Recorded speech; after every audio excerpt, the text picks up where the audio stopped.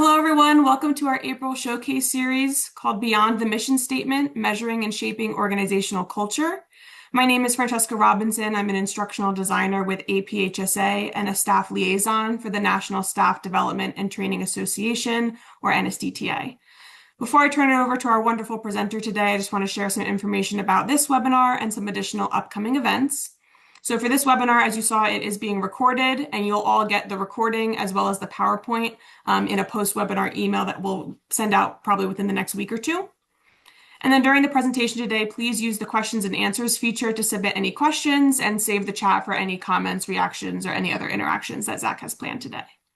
If we can go to the next slide. Yep. So NSDTA is offering two types of webinars throughout this year. So they'll host a variety of showcase series that highlight content from previous NSDTA education conferences, as well as learning exchanges, which are really guided discussions that discuss various topics in the human services sector. So keep an eye out for marketing from us for those future events. We'll definitely have a number of additional webinars scheduled throughout the year. So with all that said, that is the end of my piece, and I'm happy to turn it over to Zach to get us started for today. All right. Well, hello everyone. Thank you so much for joining us. I am going to do my best to try and catch things that get put into the chat or into Q&A, but if I do miss it, Francesca, your assistance there would be appreciated. So who am I? These pictures show some of who I am. On the top left there, that's me going to a conference recently with two other people in the office, Peggy and Susan. I'm related to one of them, not to the other. The one who's nearest me, I'm related to.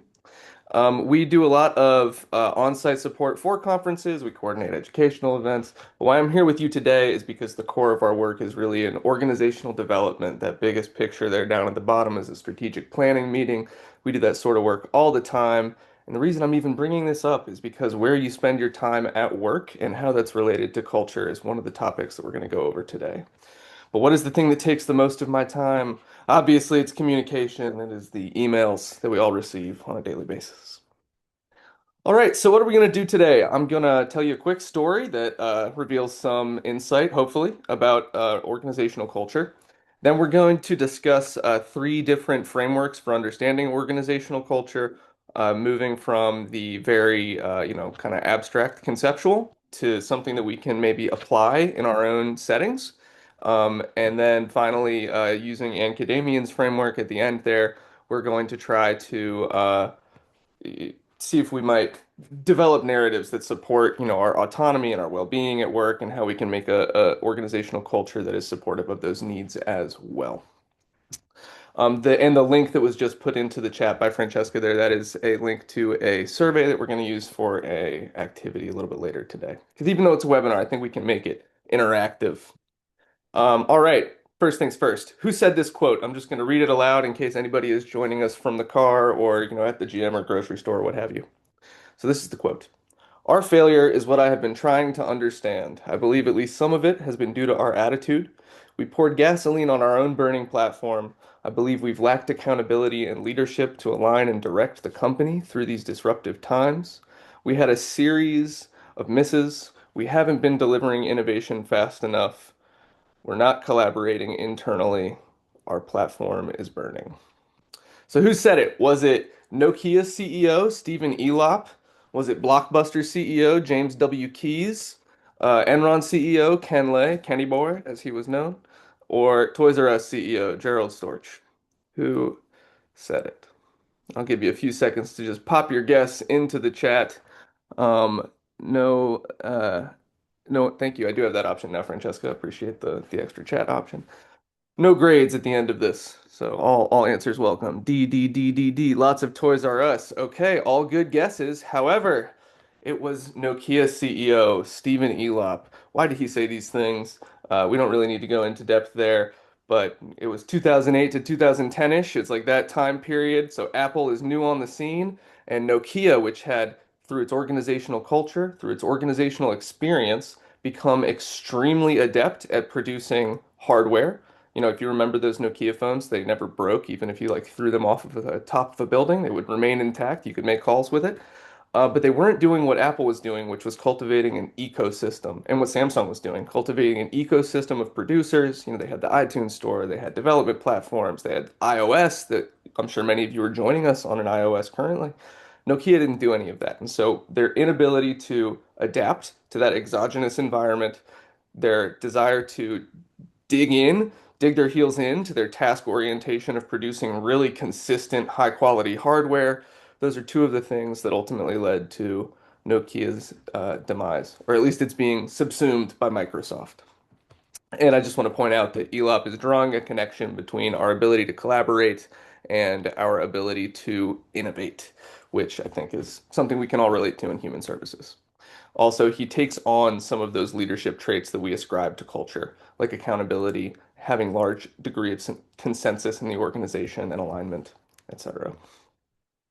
But essentially, what happened was they had a culture that was command and control. They had really gotten good at limiting variability, making sure that the hardware is produced in a consistent manner. You get the same product every time.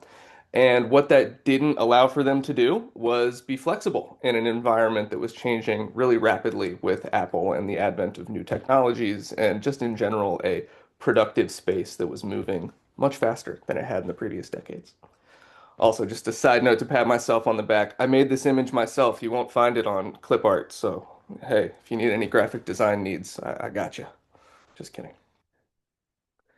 I saw a hand raise. I don't know if that was a button slip or a question, but either way, if it is a question, feel free to pop it in the chat and I'll try to catch it. Okay, the first of our three frameworks here. This is a framework of organizational culture. It was developed by Edward Schein in 1992.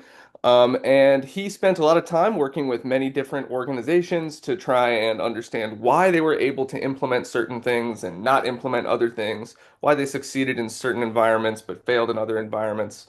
What is it about the organization, its DNA, that allows for these sorts of different outcomes to be manifest? And while he was looking at all these organizations, he noticed that basically most cultures, for him anyway, could be broken down into these concentric circles. And in the middle here, he found basic assumptions. You know, within an organization, there are people that agree about what reality is. You know, this is one that we probably take for granted, a layer of culture that we take for granted. You know, what is reality? But it's one that we did kind of have thrown in our face around the start of the pandemic, end of 2019, start of 2020, and the reality being questioned. There were many, but things like, you know, science, the validity of certain science, the usefulness of masks, um, the validity of a virus. Is it a real virus? Is it man-made? You know, those sorts of questions about reality were challenged in a way in 2020. The next layer out from those basic, you know, what do we believe reality to be assumptions would be the values and beliefs that an organization holds across its teaming and staff. So those are the ought statements, the OUGHT statements for the organization. You know, what the organization should be doing, what we should be working towards. It's how people articulate the mission, that sort of thing. A little bit easier to measure, but we're still in the realm of like belief and feeling there. So it is a little bit squidgy. It's a little blurry to understand what those are with a high degree of validity. The outermost circle for Edward Schein, though, Edgar Schein, and organizational culture were the artifacts of the culture. And this is where you really can measure and see what is manifest in terms of an organizational culture. This isn't just physical artifacts like you know, the hang in there poster of the cat on the wall in the school, or you know, how the facility is set up to facilitate certain tasks or inhibit other tasks, although those are an aspect of organizational culture. Artifacts are also, you know, who's getting recognized positively or negatively, who's getting the positive attention, who's getting negative attention. What sorts of stories do we tell to demonstrate effective practice in our context? You know, those are all artifacts of an organization. So the institutional knowledge that's held by those people who have been in the organization for years and years and years, they're a great source for identifying some of the artifacts that your organization's culture brings forward. All right, that was like our appetizer for organizational culture. We're going to go a little bit more in depth in this next framework, which, though we're going more in depth, is actually from about a decade prior to Edgar Schein. So this is called the competing values framework, and what it seeks to do is to identify where, yes, PowerPoint will be available after the webinar, anonymous attendee. Um, you want to pinpoint where on the this scale. Oops, sorry, I'm moving too fast. Trying to get rid of a question box. Oh, thank you for rolling with that technological hurdle. Tries to put you on a scale where on the x-axis here, it's looking at how internally focused versus externally focused you are. Are we focused on building our team and supporting one another? Are we focused on differentiating ourselves from our competitors or colleagues? The y-axis is looking at how flexible or how directed and prescriptive you are. So at the top there, are we creating our own processes every day? And at the bottom, are we being prescribed a very, kind of checkbox manner? This is how you do it, step one, two, three. Is that how we're going about work? So looking at these two different axes, Robert Quinn and Kim Cameron said this is a great way to identify an organizational culture, and they came up with these four different types. And you can see them on the slide here, but I'll just read them off again in case anybody is not looking at a screen. The clan type would be the very flexible, internally focused sort of culture. They're looking at long-term development. They're focused on supporting one another in both an emotional, affective, and also a competency-based manner. Then to the right of that, we have the adhocracy. So this is they want to do things first. They want to be first to market. If that means that we're going to create a new process that is potentially more efficient, we're going to at least test it out. So they're doing a lot of experimentation in that top right-hand quadrant. They're finding breakthroughs. They're finding new innovations. In the bottom right-hand side, we have the market type of organizational culture. So they're focused on doing things quickly, making sure that they are the first to market as well, but also making sure that it's repeatable. So you don't want a pair of shoes that every time you make the pair of shoes, it's a different kind of pair of shoes. You want it to be relatively consistent in terms of the materials and the way that it feels on a human foot. And then in the bottom left-hand corner, we have the hierarchy, which is very common, especially in like government organizations or in organizations where the risks are quite high, like in healthcare, where morbidity and mortality is a concern. And in this sort of organizational type, culture type, the hierarchy, you have a prescriptive approach to work. So you're being told the process for how to do something. You're having that process assessed for its fidelity.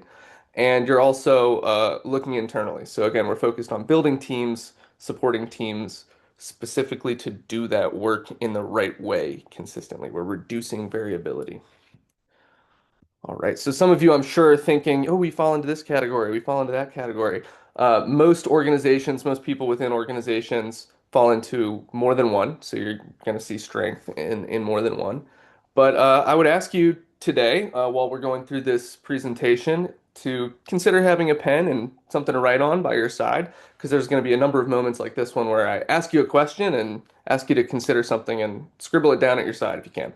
So if you had 100 points to distribute across those cultural categories for how your organization currently exists. So if you were going to evaluate it with all of your exposure to the organization, all of your knowledge of the people within it, all of your knowledge of the processes, how would you distribute those 100 points across your cultural categories? And no need to put that into the chat right now. This is really just something for you to kind of think about, put it next to you, and then when we get to the poll that was put into the chat earlier and that you'll see on a QR code in a moment, we'll see how accurately we've predicted the cultural type for this group that has convened today.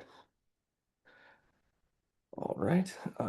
Next, as you've thought about the 100 points that you might put across these cultural categories for your organization currently, how would you like to shift that? Do you think that it could be valuable to your organization to spec into one of these cultural types more heavily than you are currently spec'd in?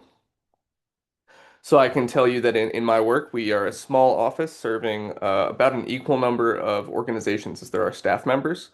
And as a result, we all wear many hats.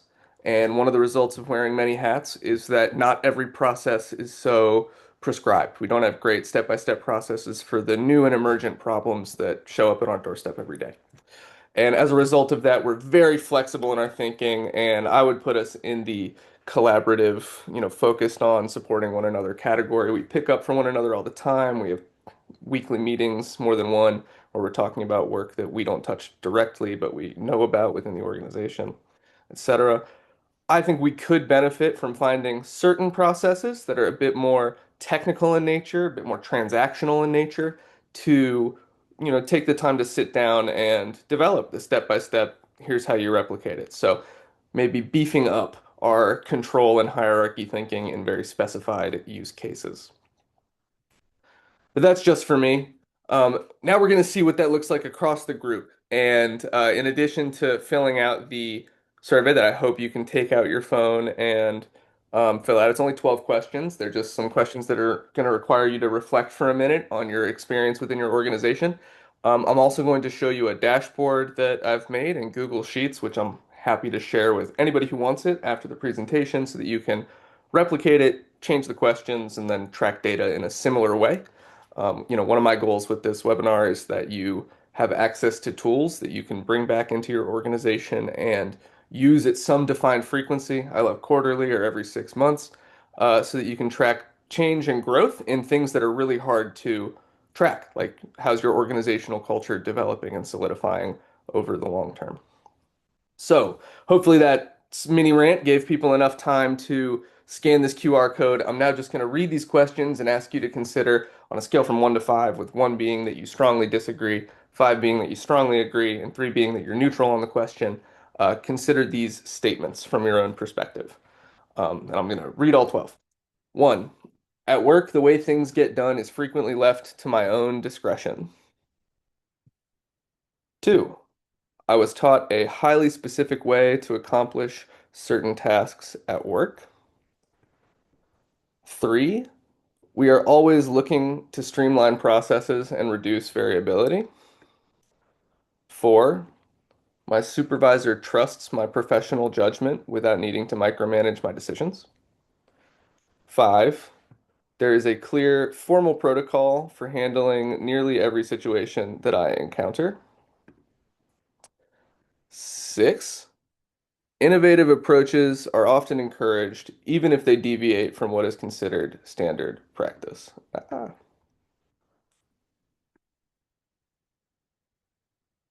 All right. On to the next section of this brief Q&A, or brief Q. 7, we're always looking to find the next best thing, for example, technology, EBPs, or evidence-informed products. 8, our team feels like a close-knit family. People stick together. 9, our department's reputation in the community with courts or law enforcement is a top priority. 10, we frequently collaborate with external partners such as social services, nonprofits, treatment centers. I imagine that one's pretty high for the people in this group. 11, internal meetings focus primarily on team morale and supporting one another. And last but not least, 12, our primary measure of success is meeting specific performance metrics. So you are evaluated by the outcomes that you facilitate. Okay, I see only 4 responses on that check-in document, but if people are not so interested in using the QR code, that's okay. I can still demonstrate how the dashboard would be used. So you can see here that you have these 4 responses with the date that are anonymized.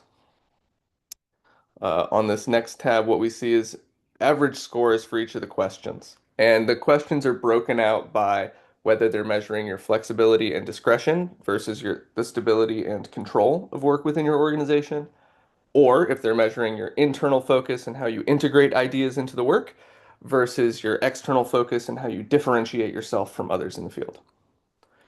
And based on these answers and the questions that were provided, you get this like average score because of how I've set up this Google Sheet for each of the different types. We can see it visualized here. So the strongest cultural type based on the responses we have in that so far from this group would be the clan collaborative type culture. All right, did that all make sense? I'm hoping it made sense. I'm going to come back to the main screen here. I see there's 2 things in chat. Yes, that is the survey as well that was just put in chat. Thank you, Francesca. All righty. And let's see, are more people responding now that it's been put in chat? Maybe not, but that's okay. All right. So that sort of dashboard, what's the point of even doing something like that? Again, it's so that you can track development over time. None of these organizational culture metrics are static. They are meant to develop as the work of the organization evolves to meet emergent needs and to support new team members within the organization. And so doing something like that, just a quick 12 questions, I think it took us here maybe 5 to 10 minutes, is a good way to put some numbers to what are largely emotions in the organizational context.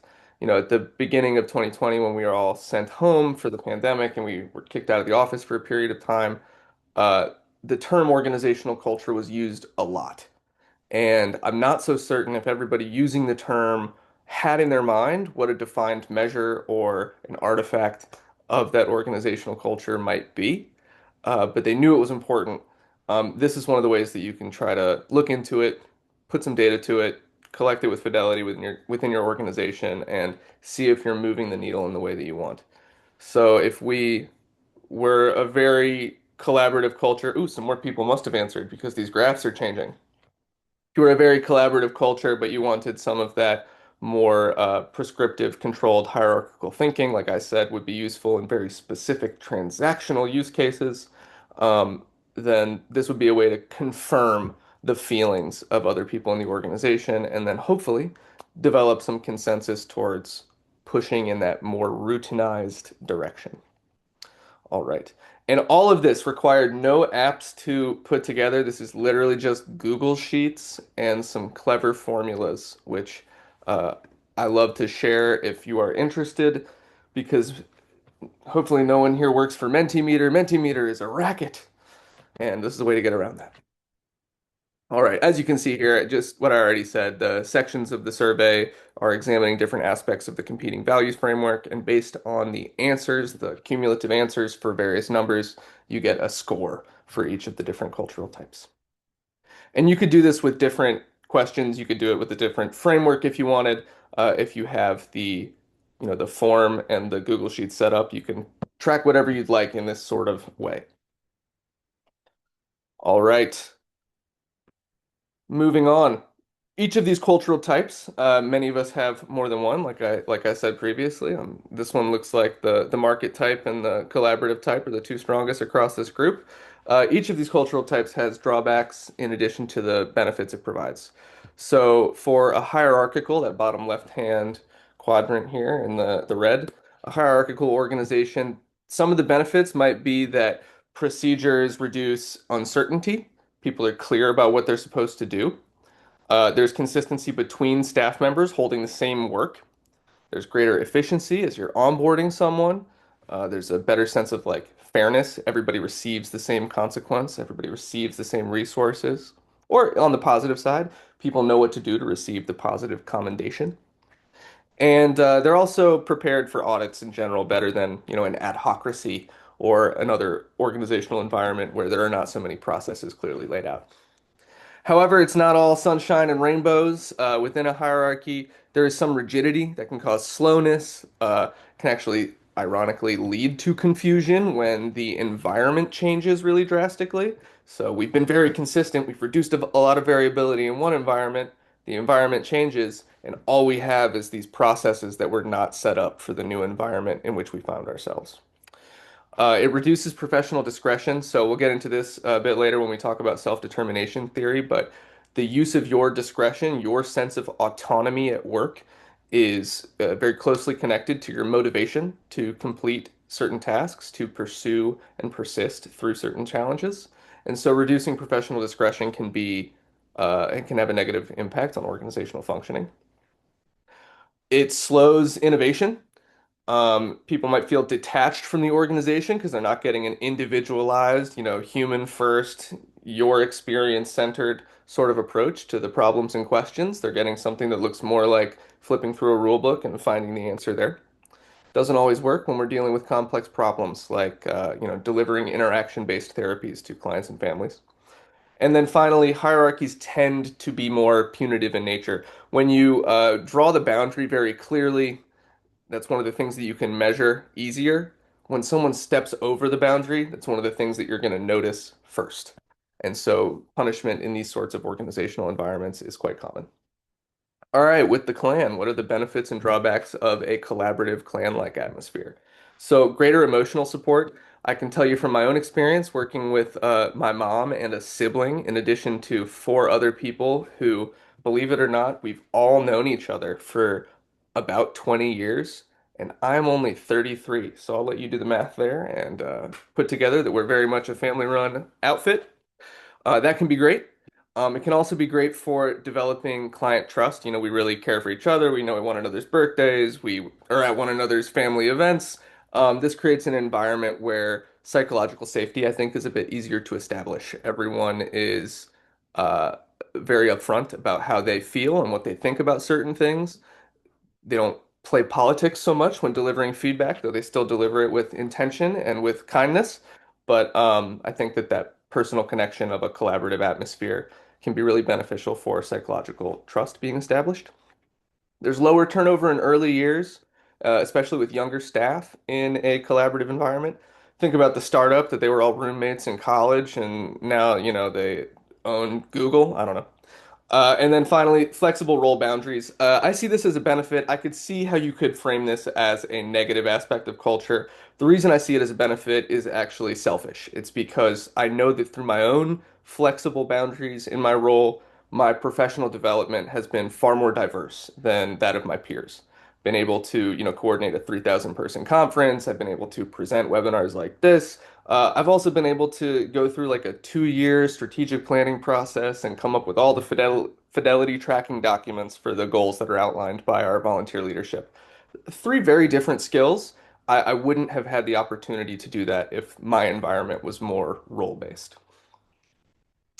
What are the challenges though? Enmeshment and burnout. So yeah, we're like a family, I think, has become, and rightly so, a kind of alarm bell for you might get exploited, like careful. Uh, Fair enough. Avoidance of accountability. Sometimes when you know someone, you might take advantage of them. Exclusion to outsiders. So contrary to what I just said about psychological safety, if the group is exclusive in nature, if they're not an inclusive family-like collaborative group, then that can, turn around and kick you in the butt. And then groupthink. It's easier to get wrapped around the axle of a dogma when you're in a collaborative space like that. So everybody says this is the way we do it. That must be the way that we do it because for me to challenge that would challenge my personal relationships, and I'm not willing to challenge my personal relationships at work. All right, we got two more going through the benefits and drawbacks. I promise we'll get to a different topic and hopefully another activity before the end of these 32 minutes. Oh my God, it's moving fast. So in adhocracy, you get tailored solutions. Staff feel more empowered. I love when the people I work with that aren't me bring a solution forward that I haven't considered, and then we get to test it together. That moment where an idea goes from being their idea to our idea, I think is a really, it's wonderful not only for the connection that it helps to strengthen, the social bond in the office, but also everyone's engaged in the learning at that point. There aren't so many opportunities at work where you can feel the development is spread across the whole group. And then responsiveness to emergent needs. When you're coming up with a new process to address a new challenge on a daily basis, you are better equipped to address the emergent challenge. The reason being you flex that muscle more. You're better at the knowledge that everything's figure outable. I just heard that portmanteau the other day, and it's become a recent favorite. The knowledge that something is figure outable is a self-efficacy that's easier to come by in a collaborative or in an adhocracy environment. What are the barriers, though? Inconsistency. You don't have as great predictive analytics. You can't predict what's going to happen when you don't say this is what we're doing when the fidelity's not there. There might be risk in terms of compliance or being audited. Having to make so many decisions on a daily basis can lead to fatigue and burnout. And then implementation is hard to keep consistent from team to team. So when you make it person-based as opposed to organizationally based, the way that you use this or that tool, it's just a little bit harder to create consistency, which I think is a intuitive truth. And then last but not least, what are the benefits of a competitive market environment where we're very externally focused, but we're also very committed to reducing variability? So there's great accountability in these environments typically because you're collecting so much outcome data. You have to know not only what you're doing, but also what's going on in the environment if you're going to benchmark yourself. So you're justifying continued funding, you're justifying the maintenance of a license or accreditation. There's efficiency in these market environments because the speed of decision making can be a real motivator. When you deliver consistently in a market environment, you can have a more positive reputation. Your organization can anyway. That can be, again, social capital. That's a concept that is explored phenomenally by this guy named Robert Putnam. He wrote a book called Bowling Alone. I actually keep it on my desk here. But the whole point of the book is about how our civic participation in various groups, associations like APHSA, or even within the workplace, it's in those environments that we are practicing our skills that make us effective communicators, effective citizens. And so he explores like how we can maximize the use of social capital to improve efficiency. And his basic argument is that when you have higher trust, you don't have to spend as much time checking back or supervising or being anxious about whether or not someone will do something or worrying about the contingency plan because you know you're going to figure it out as a team. That trust building can build efficiency in the long run. Repeat the book name and the author. Absolutely. Bowling Alone by Robert Putnam.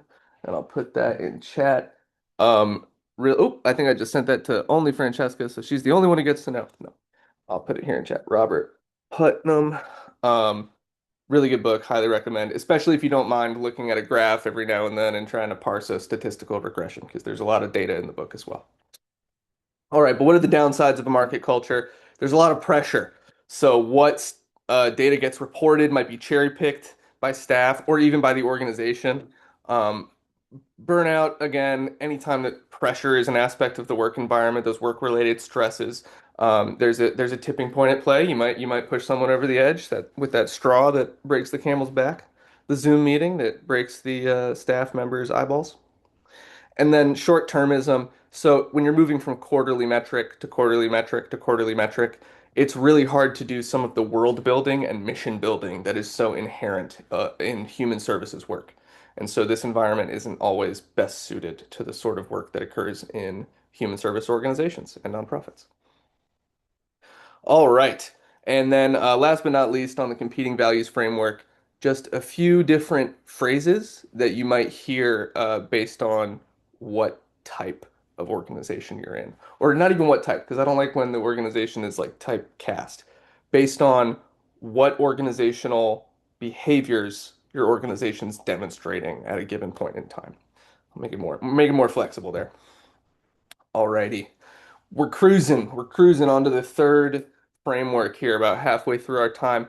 This one is actually, personally for me, it is the organizational culture framework that I have the most interest in, because I think it does two things that are really important.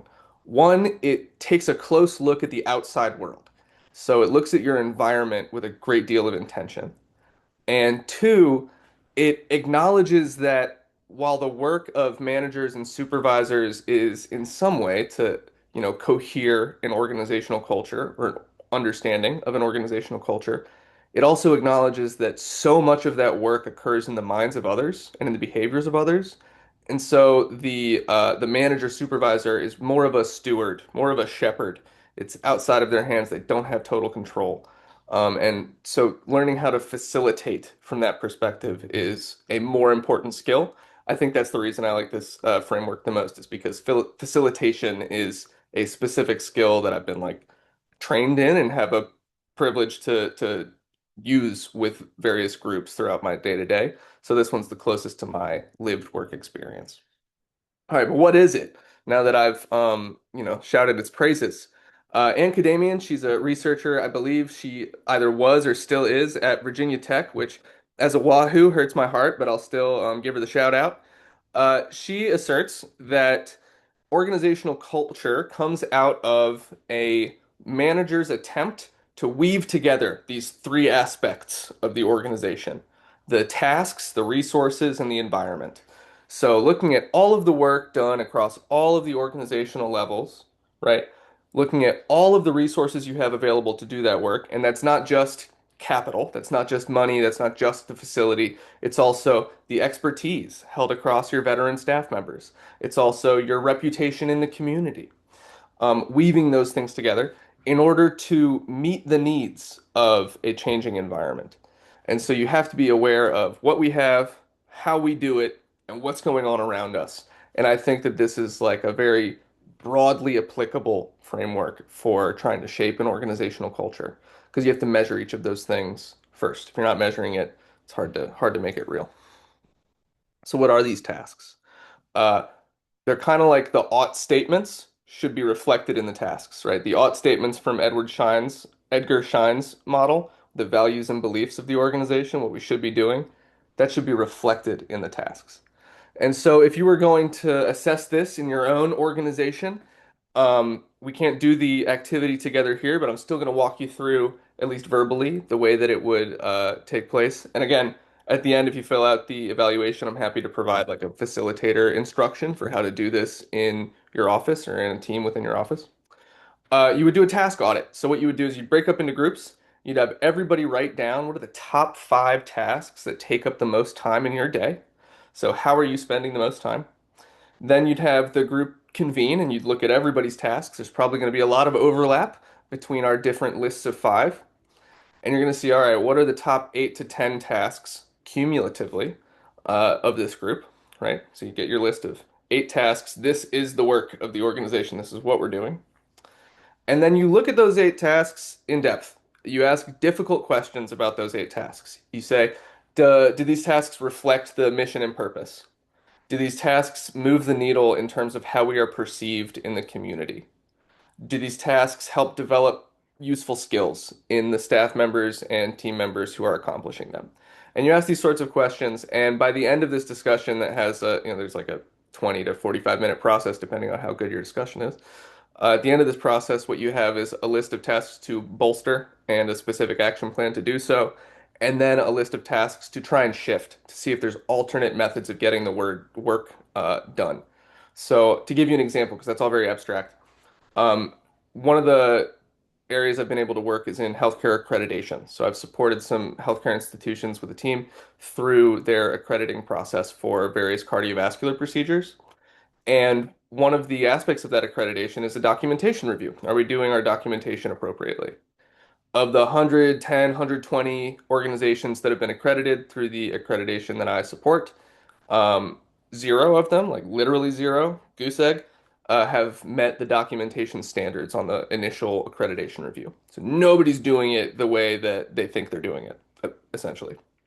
So we've looked at this and we found a bunch of different individually, mediated solutions to try and bolster the documentation practices in these institutions. And one that we found to be effective in I want to say it was like a rural cath lab that was doing some cardiovascular procedures through radial catheterizations. Um, we found that the nurses were much better at making sure the documentation was complete and accurate when we gave them social space to review all of the documentation together. So we took what was a very technical, arduous task and we found a social way to get it done. Put you in the same room, we'll put on some light music, you want refreshments, here's a monthly budget. Let's make sure all the documentation is correct. And wouldn't you know it, the documentation, once they started to look at this with intention and they found some relatedness among their peers as they did the work, that task of the organization started to, meet the quality standard that was expected. All right. Resources, the tools and assets. If you were going to explore this in your context, it's actually very similar to the task audit, so I won't spend as much time talking about that. But you would, again, list out all of the resources that you have access to, including, Johnny's wisdom from his 40 years being a lawyer in the juvenile justice system, that kind of thing. And you list out all the resources. And with this, you're not looking for what resources you need necessarily. You're looking at what's being underutilized, so what's not being maximized, and what resources are we not using, but it's okay. Like what resources aren't delivering a value that we actually need. And similarly, lots of discussion, and at the end of it, you have a plan to bolster whatever resource you are looking to capitalize on, and maybe minimize or shift away the resources that are no longer relevant or no longer as helpful as they were when they were first developed or brought to you. All right, last but not least, the external environment. Easiest to look at, maybe hardest to measure because it's the thing that's outside of our control. However, there are tangible ways to measure an external environment. And my personal favorite is through a power mapping exercise of stakeholders. So again, this one has a visual aid. I think what you would do if you wanted to really explore the environment in a concrete way for your organization. This x-axis, as you can see on the slide, is tracking how invested or aligned an organization is. So on the far left side of the x-axis, you would have, maybe some antagonists, someone who's maybe working against you. On the right-hand side of the x-axis, you would have the organizations that are highly aligned with your organization and its work, that are supportive of you, your partners, your collaborators. And then on the y-axis, what we're looking at is their relative influence and power over the work of your organization. So this isn't their influence and power, in a vacuum or in society. It's specific to your work. So the example on the screen here is from the perspective of a public library. Uh, the city council would be highly influential and powerful there, but not really so aligned, not misaligned, but we'll say that they're aligned. You see the unhoused population in the bottom right-hand corner here. They're very aligned with the work of the public library. There's a lot of resources, interview training, resume building that I can access there. But I might not have so much influence over the programming at the library. In the bottom left-hand side there, you have somebody who's kind of just adjacent the work of your organization. Here, for this example, I put the occasional borrower. They know the library exists. Their whims aren't really driving the programming. And also, if the library ceased to exist tomorrow, they would be inured or blind to the effects that that has on their own life. Why do you even do this though? Why do this stakeholder power mapping activity? What do you do at the end of it when you have everybody nicely plotted out after several hours of heated discussion about who goes where? Where do we put the Joint Commission? Um, After that, you have an understanding of how you need to communicate to them. So the premise of this exercise is that each quadrant should receive a different communication style when your organization is, pursuing work. So the top left-hand corner there, the antagonist who has power, they are risks. We would call them risks that you need to mitigate. So when you are moving forward with some initiative or there's a change that your organization's pursuing that this antagonist organization might have something to say about it, you want to do like the debate prep. You want to get in front of what you think the criticisms or the pushback will be. You want to communicate to them in a way that might even bring them in positively to the work of the organization. In the bottom right-hand corner, these are people and groups that you're really getting information from. So you might not be so influential and powerful currently, but I would love to move you up on the stakeholder map here so that you do have more influence and power over the work of the organization because you're so invested. Whereas with the antagonist, you're trying to move them down in terms of their relative power, at least until they're aligned, right? Like we want a nice little parabolic movement for our graph here. Top right hand corner, these are, your allies, your advocates. They're the people you want involved from the jump on your exciting ideas, even before they've evolved into what they will ultimately be. And then in the bottom left-hand corner, I'm not going to suggest that you should ignore any stakeholder or group that touches the work of your organization. But I will assert that your time is a very valuable resource. And so spending a lot of time on the group in the bottom left-hand corner probably isn't the most efficient for your organization. So that would be a stakeholder power mapping kind of exercise. The way you do it in a group is you collect all of the stakeholders first, and then once you have your list and you have your grid somewhere, I love a whiteboard if you can access one, you put them on a sticky note or just use a whiteboard marker and you debate amongst the group, should I put it here? Should I put it here? Should I put it here? And then once you have consensus, blam, you put it on there and you move on to the next stakeholder. This can be done in 30 minutes. This can be done over the course of several days. It really depends on how much thought and experience the people in the group have with the various stakeholders. But always great discussions out of that exercise. All right, moving to the last topic in these last 15 minutes, so I'll move quick. Self-determination theory. You can read the slides, so I won't cudgel you with this wall of text.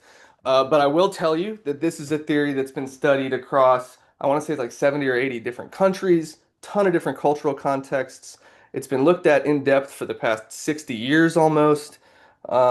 And what Edward DC and Richard Ryan and Elizabeth Olafson, um, discovered was that there are three psychological needs that are consistent across cultures. And if you're meeting these psychological needs, in general, people's motivation, whether it's a motivation to do something intrinsically interesting to me or the motivation to persist through a challenge that I don't want, motivation's improved when you're meeting these three psychological needs.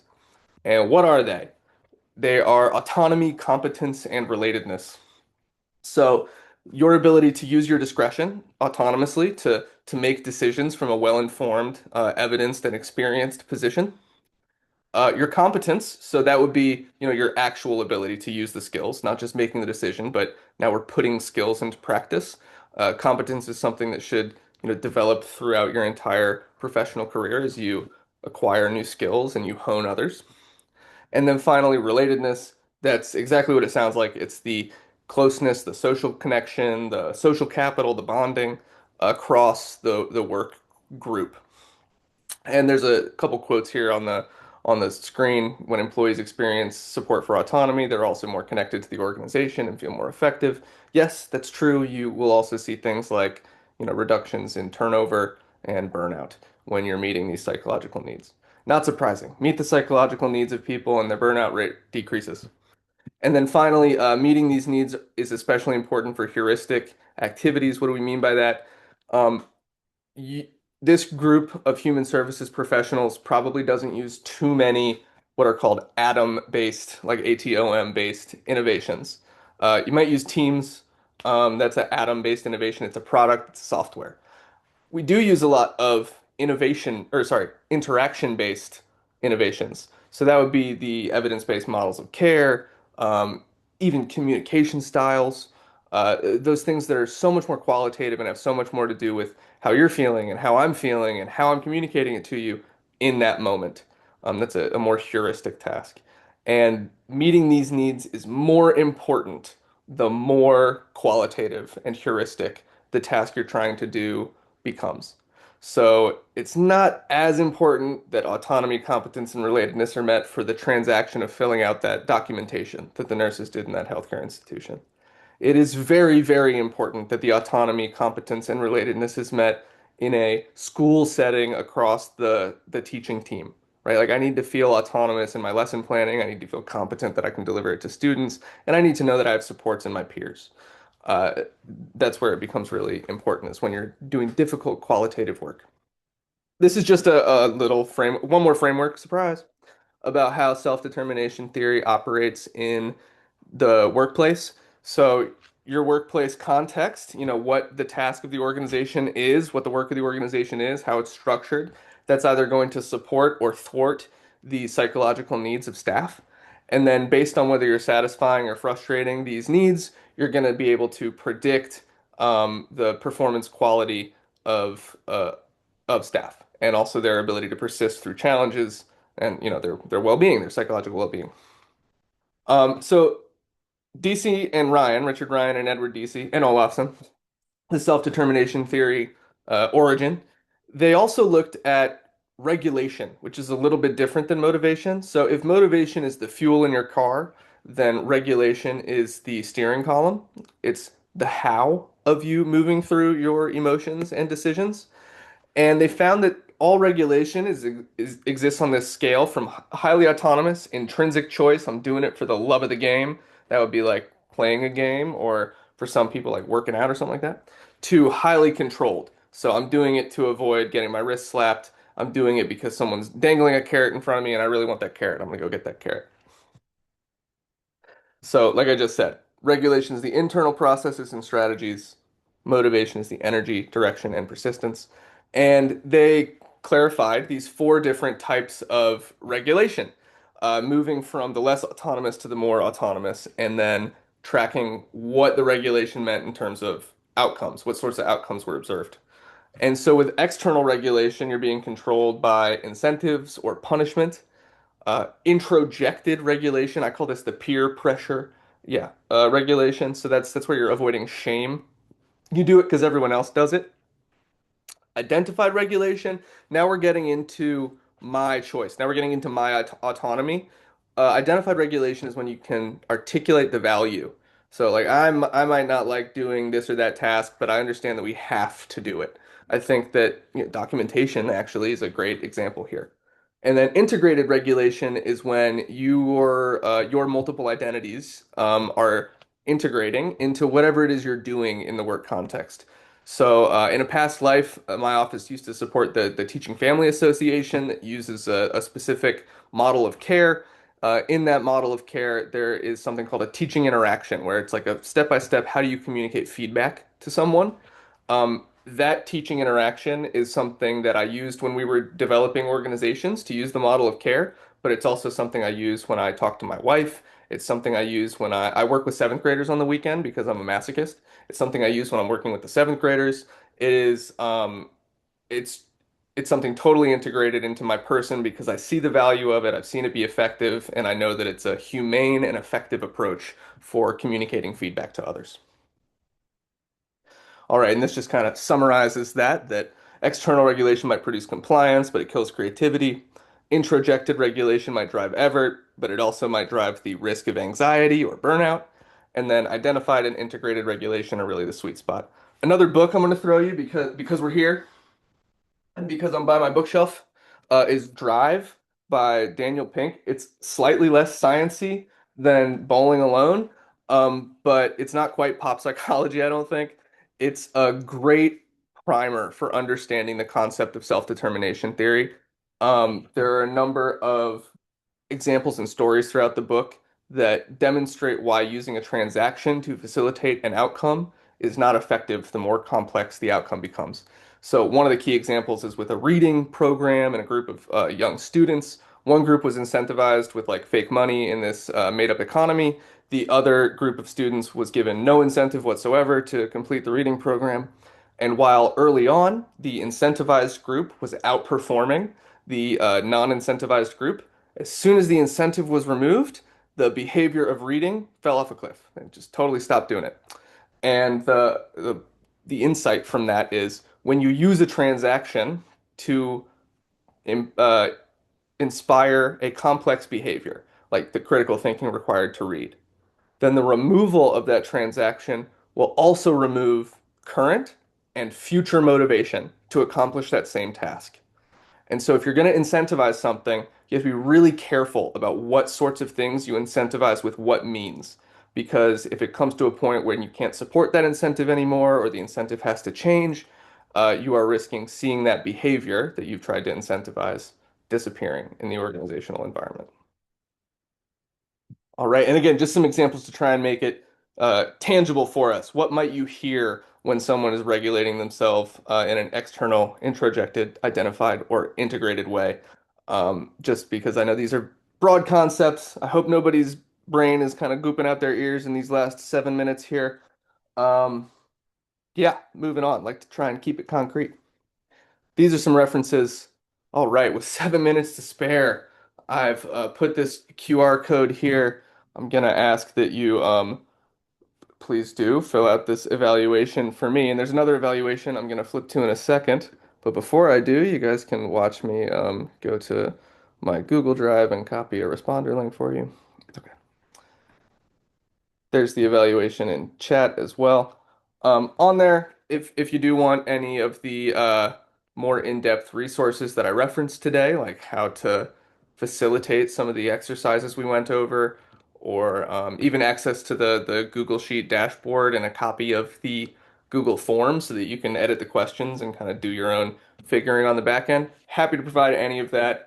This work is deeply collaborative work, and if it's not apparent. This work also sits right in one of my passions and interests. I love these conversations when they can be conversations, and it's not just me acquiring dry mouth slowly at a computer screen. Just kidding. Um, but yeah, bring them on. Both those, please. You got it, Marion. And also, this is a QR code with an evaluation from APHSA. I'm not sure, Francesca, if you have the link and you want to throw that in the chat as well, but yeah. And then now I guess I'll try to reserve the last 5 minutes for questions. I feel like I just drank a whole bottle of water out of a fire hose. Yeah, anybody who would like the all of the stuff, the facilitator instructions, the form, the Google Sheet, filling out the evaluations, the surest way to make sure that I have access to some sort of contact information to get it to you. But if you do pop it into the chat here, your email, I'll try to capture as many of those as well as I can. And Francesca, if you could maybe help with that, that'd be great too.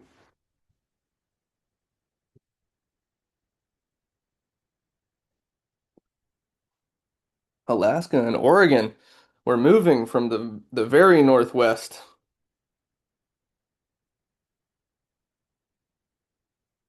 And the references slide. Yeah, I will go back to the references slide. I hope that the people who were needing the QR code got what they needed. Yeah, and most of these that are on the slide are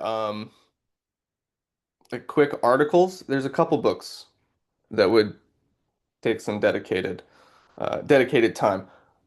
One of the things we've done in my office to try and shift the task of acquiring and discussing research, we stole this actually from an organization we support. They're an occupational therapy association. But citations and libations, and every month or so we'll throw a new article into the group chat, and 5 p.m. on a Friday, maybe we'll talk about it on Google Meet.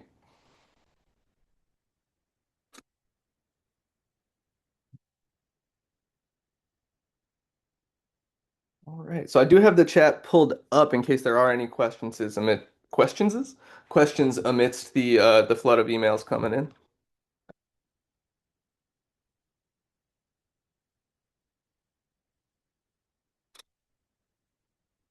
See a number of folks have dropped off,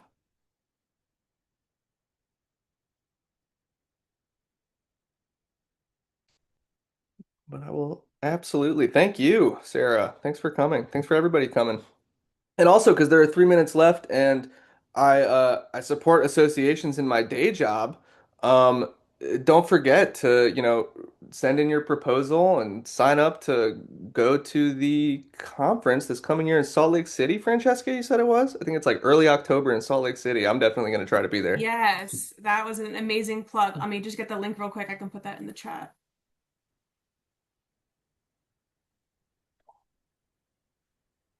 No, and for those who have not been to the NSDTA meeting before with APHSA, I've loved it because it is so workshop heavy, where this was like kind of staged from the sagey stage didactic style of teaching because it's a webinar.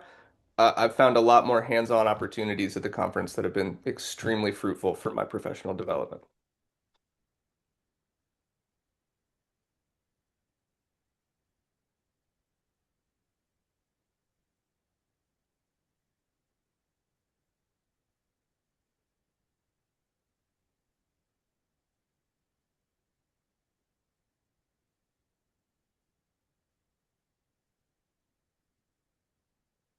I'm just copying some of the emails down. But amazing job, Zach. Thank you so much for coming out and presenting today. Super, super awesome information. Oh, my pleasure. I wasn't joking when I said this is the kind of work that I really, I get the most out of.